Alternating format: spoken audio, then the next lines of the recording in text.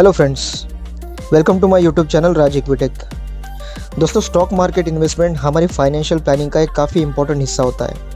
अगर आप सारे फाइनेंशियल एसेट्स को कंपेयर करें और इन सब की हिस्ट्री देखें तो सबसे ज़्यादा रिटर्न्स इक्विटी एसेट क्लास या फिर आसान भाषा में अगर कहें तो स्टॉक मार्केट ने हमें दिए हैं। लेकिन एक नए निवेशक के लिए अपने डीमैट अकाउंट में स्टॉक सेलेक्ट करना काफ़ी चैलेंजिंग होता है, जिसके लिए बहुत सारी फंडामेंटल नॉलेज या फिर फाइनेंशियल एडवाइस की ज़रूरत होती है।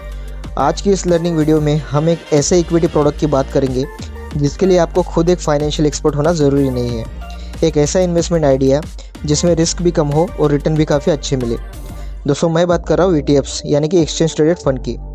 आज की वीडियो में हम उन टॉप 5 ETFs की बात करेंगे जिन्हें आप अपने डीमैट अकाउंट में आसानी से बाय करके अपना खुद का एक डाइवर्सिफाइड पोर्टफोलियो बना सकते हैं। आज की वीडियो थोड़ी लंबी हो सकती है क्योंकि हर एक ETF के लॉजिक को जानना और वीडियो में ऐड करना काफ़ी इम्पोर्टेंट था। तो चलिए जानते हैं इन सारे ETFs के बारे में। सबसे पहले हम जानेंगे कि ETFs क्या होते हैं। ETFs एक तरह के म्यूचुअल फंड्स ही होते हैं जिसे एक्सचेंज पर लिस्ट किया जाता है, जिसे आप बाकी शेयर्स की तरह बाय या सेल कर सकते हैं। ETF किसी पर्टिकुलर इंडेक्स या सेक्टर को रिप्रेजेंट करते हैं, या फिर आसान भाषा में अगर कहें तो ETF एक तरह की बास्केट होती है जिसमें उस पर्टिकुलर इंडेक्स या सेक्टर के स्टॉक्स को ऐड किया जाता है, जिससे आपको एक साथ पूरे स्टॉक्स को खरीदने का मौका मिल जाता है। जब हम इसके एग्जाम्पल डिस्कस करेंगे तो आप इसे और अच्छे से समझ पाएंगे। सबसे पहला ETF है निफ्टी बीज ETF, जो कि इंडिया का सबसे पॉपुलर ETF है। इस ETF की शुरुआत 2001 में हुई थी। इस ETF को चलाने वाली कंपनी का नाम है निप्पॉन एसेट मैनेजमेंट कंपनी, और करंटली इनके पास लगभग 34,000 करोड़ के एसेट्स या फंड्स है, जो कि निफ्टी 50 के 50 स्टॉक्स में उसी प्रोपोर्शन में इन्वेस्टेड है जिस प्रोपोर्शन में निफ्टी 50 में उनका वेटेज है। इस ETF की NAV या करंट प्राइस की अगर बात करें तो वो है 270 रुपीज़ पर शेयर। इस ETF ने पिछले 5 साल में 16.1%, 3 साल में 12.4% और पिछले 1 साल में 22% के कंपाउंडेड एनुअल रिटर्न्स दिए हैं। इस ETF को पोर्टफोलियो में ऐड करने के पीछे के लॉजिक को अगर हम समझें तो यहाँ आपको 270 रुपीज़ पर शेयर की प्राइस में इंडिया की टॉप 50 कंपनीज में इन्वेस्ट करने का मौका मिल रहा है। निफ्टी 50 इंडेक्स अपने प्राइस टू अर्निंग रेशो के मामले में बाकी इंडेक्सेस जैसे कि स्मॉल और मिड कैप से काफ़ी ज़्यादा अंडर वैल्यूड है। इसीलिए आज की डेट में ये एक सबसे सेफ इन्वेस्टमेंट आइडिया है। इंडियन इक्विटी मार्केट में FDI यानी कि फॉरेन डायरेक्ट इन्वेस्टमेंट जब भी आती है तो वो सबसे पहले ब्लू चिप्स मतलब निफ्टी 50 के स्टॉक्स में आती है। इसीलिए इस ETF का हमारे पोर्टफोलियो में होना काफ़ी ज़रूरी हो जाता है। दूसरे नंबर पे आता है बैंक बीज ETF। निफ्टी बीज की तरह बैंक बीज ETF को भी Nippon asset management company manage करती है, और जिनके पास करंटली लगभग 7,000 करोड़ के एसेट्स है, जो कि बैंक निफ्टी के 12 बैंकिंग स्टॉक्स में इन्वेस्टेड है। इस ETF की करंट प्राइस या NAV है 537 रुपीज़ पर शेयर, और इसके परफॉर्मेंस की अगर हम बात करें तो इस ETF ने पिछले 5 साल में 10.6%, 3 साल में 12% और पिछले 1 साल में 18.5% का कंपाउंडेड एनुअल रिटर्न दिया है। इस ETF को लिस्ट में ऐड करने के पीछे के लॉजिक को अगर हम समझें तो आप देख सकते हैं कि बड़े बड़े म्यूचुअल फंड्स ने अक्टूबर-नवंबर की गिरावट में बैंकिंग सेक्टर में बड़ी संख्या में निवेश किया है। स्क्रीन पे आप म्यूचुअल फंड्स की मंथली फैक्ट शीट को देख सकते हैं, जिसमें सबसे ज़्यादा होल्डिंग आपको बैंकिंग सेक्टर में दिखाई देगी। सेक्टर वाइज अगर देखें तो बैंकिंग सेक्टर बाकी सेक्टर्स के कंपैरिजन में सबसे सस्ता सेक्टर है, जिसके ऊपर लास्ट टाइम हमने एक डिटेल वीडियो भी बनाई थी, जिसे आप ज़रूर देखें। तीसरे नंबर पे हमने रखा है मोतीलाल ओसवाल के NASDAQ 100 ETF को। जैसे कि नाम से पता चलता है, ये ETF Motilal Oswal AMC manage करती है, जिनका करंट असेट अंडर मैनेजमेंट लगभग 8,299 करोड़ है, जो कि अमेरिकन इंडेक्स NASDAQ के 100 बड़ी कंपनीज में इन्वेस्टेड है। इस ETF को 2011 में लॉन्च किया गया था।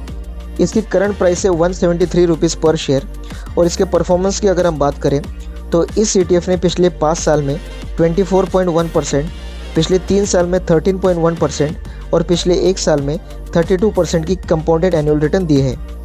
NASDAQ 100 इंडेक्स दुनिया की सबसे बड़ी कंपनीज जैसे कि एप्पल, माइक्रोसॉफ्ट, अमेजॉन, मेटा और टेस्ला अपने अंदर इंक्लूड करता है। इस ETF को बाय करने से आपका पैसा इन सारी बड़ी कंपनीज में इन्वेस्ट हो जाएगा, जिससे आपको एक ग्लोबल डाइवर्सिफाइड इन्वेस्टमेंट अपॉर्चुनिटी मिल जाएगी। चौथे नंबर पे आता है FMCG ETF। FMCG का मतलब होता है फास्ट मूविंग कंज्यूमर गुड्स, यानी कि वो चीज़ें जिन्हें हम रोज़ाना कंज्यूम या यूज़ करते हैं, जैसे कि फूड प्रोडक्ट्स या फिर पर्सनल केयर प्रोडक्ट्स। इस ETF को ICICI प्रूडेंशियल AMC मैनेज करती है। इस ETF की करंट प्राइस है 60.7। इसके परफॉर्मेंस की अगर हम बात करें तो इस ETF ने पिछले 3 साल में 17.28, 2 साल में 16% और पिछले 1 साल में 11.7% का कंपाउंडेड एनुअल रिटर्न दिया है। स्क्रीन पर आप 2024 का कंजम्पशन डेटा देख सकते हैं, जिसमें सुपरमार्केट शॉपिंग आपको 60% से भी ज़्यादा दिखाई दे रही है। FMCG एक ऐसा सेक्टर है जो किसी भी सिचुएशन में बंद नहीं हो सकता, जिसका एग्जाम्पल हम कोविड-19 के दौरान देख चुके हैं। इस सेक्टर में काम करने वाली कंपनीज की कैश जनरेटिंग कैपेसिटी भी काफ़ी अच्छी होती है, जैसे कि ITC 17,200 करोड़ या फिर हिंदुस्तान यूनिलीवर जो कि सालाना 15,500 करोड़ की कैश जनरेट करती है, जिसे हम ROCE भी कहते हैं। सबसे लास्ट में हम जिस ETF की बात करेंगे वो है EV इंडिया ETF, जिसे Mirae asset management company manage करती है। ये ETF Nifty EV and new age automotive index को रिप्रेजेंट करता है, जिसमें Mahindra and Mahindra, Maruti Suzuki, Tata motors, Bosch, Exide industries, Samvardhana Motherson और अमारा राजा जैसी कंपनी शामिल है। इस ETF की NAV 30.8 है।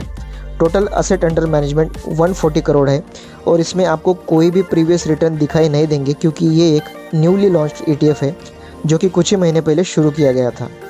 ये ETF इस समय काफ़ी अट्रैक्टिव प्राइस पर ट्रेड कर रहा है। अगर आप इसमें इन्वेस्ट करते हो तो आपको इलेक्ट्रिक व्हीकल सेक्टर्स में काम करने वाली कंपनीज में निवेश करने का एक अच्छा मौका मिल सकता है।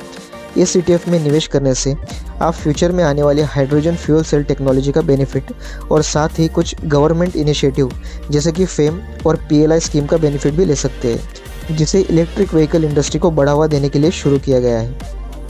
इस ETF में इन्वेस्टमेंट के लिए मिनिमम 5 साल का इन्वेस्टमेंट होराइजन ज़रूरी है, क्योंकि ये एक नया ETF है और इसीलिए इसमें ट्रेडिंग वॉल्यूम बाकी बड़े ETFs के कंपैरिजन में काफ़ी कम है। इसीलिए यहाँ थोड़ी सावधानी से निवेश करना ज़रूरी है। तो दोस्तों, ये थे वो 5 ETFs जिन पर आज हमने बात की। अपने फाइनेंशियल एडवाइज़र की एडवाइस से आप इन ETFs को अपने डीमैट पोर्टफोलियो में ज़रूर शामिल करें। आज की वीडियो आपको कैसी लगी मुझे कमेंट में ज़रूर बताएं और प्लीज़ इस चैनल को लाइक, सब्सक्राइब और शेयर करें। Thank you.